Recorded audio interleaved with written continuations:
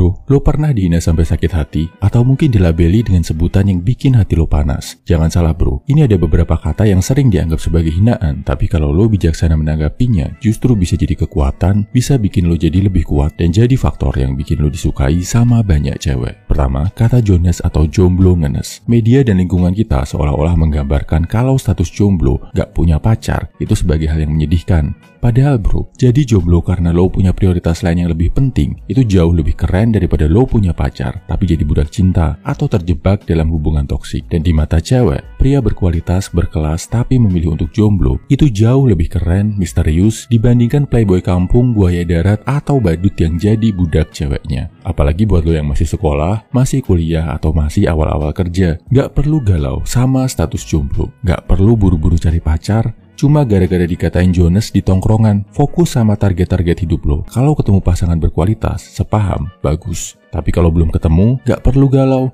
Carry on, lanjutkan terus perjuangan lo. Kedua, kata no life atau no life. Dulu sering juga disebut gak gaul atau kuper. Mungkin lo dapet label kayak gini dari temen-temen lo karena lo gak mau ikut-ikutan nongkrong di tempat kekinian atau gak mau ikutan staycation dan healing bareng mereka. Alih-alih nongkrong, lo memilih untuk ngerjain hal lain yang lebih bermakna buat lo. Lo memilih buat olahraga, nge-gym, belajar, atau bahkan cari duit tambahan. Gak perlu sakit hati kalau lo dianggap no life bro. Lo harus sadar, jalan untuk jadi high value man itu sepi, penuh kesendirian.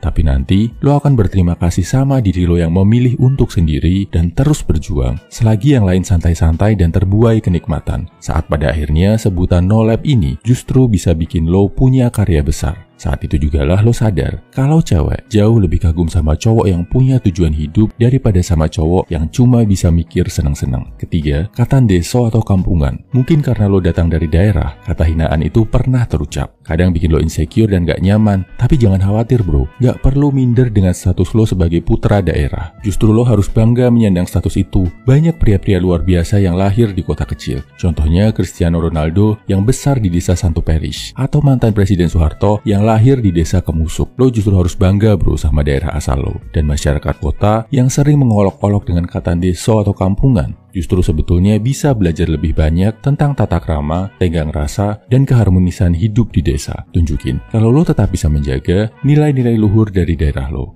sambil tetap mengasah skill, jadi lo bisa bersaing sama SDM di kota besar.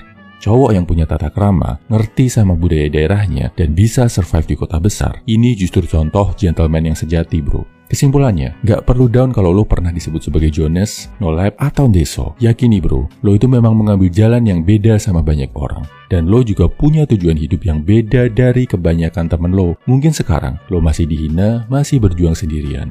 Tapi, sepanjang lo terus konsisten dan terus belajar, ada masanya orang-orang yang menghina lo akan berbalik kagum sama dedikasi dan kerja keras lo dalam hidup. See you at the top bro, semangat!